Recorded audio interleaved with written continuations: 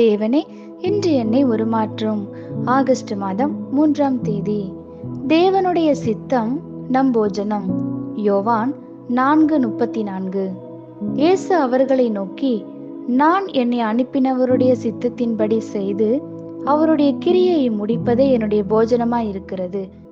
நாம் தேவனுடைய சித்தத்தை செய்ய வேண்டுமானால், தேவனுடைய சித்தம் என்பது நம் வாழ்க்கைக்கு துணை சாதனம் அல்லவென்றும், அது நம் வாழ்க்கையின் அத்தியாவசியமான ஒன்று என்றும் நாம் அறிந்து கொள்ள வேண்டும். உணவு எப்படி நமக்கு மகிழ்ச்சியையும் நிறைவையும் சக்தியையும் கொடுக்கிறதோ, அவ்வாறே தேவனுடைய சித்தம் நம் ஆவிக்கு உற்சாகத்தையும் ஆத்மாவிற்கு திடனையும் மனதிற்கு நிறைவையும் அளிக்கும். இந்த வசனத்தின் 3 முக்கியமான வார்த்தைகள்: அனுப்பினவர், செய்து மற்றும் முடிப்பதே. முதலாவதாக, நாம் இந்த உலகத்திற்குள் அனுப்பப்பட்டிருக்கிறோம் என்பதையும் தானாக வரவில்லை என்பதையும் அறிந்து கொள்ள வேண்டும். பரம தகப்பன் நம்மை ஒரு நோக்கத்தோடு இந்த பூவுலகில் அனுப்பியிருக்கிறார்.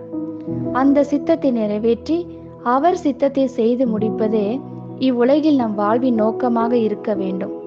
அவரின் சித்தத்தை செய்து முடிக்க நாம் தீர்மானிக்கும் வரை நம் வாழ்வில் ஒரு நிறைவை அனுபவிக்க முடியாது. திருப்தியும் நிறைவு நம் விரும்புகிற காரியங்களை செய்வதால் வருவதில்லை, மாறாக அவர் விரும்புகிறதை செய்வதாலே வருகின்றன. உணவு உயிர் வாழ்தல், பலன், ஜீவன் மற்றும் திருப்திக்கு அவசியம். அதை தேவைகளில் உள்ளவர்களுக்கு உங்களால் பகிர்ந்து கொள்ளவும் முடியும்.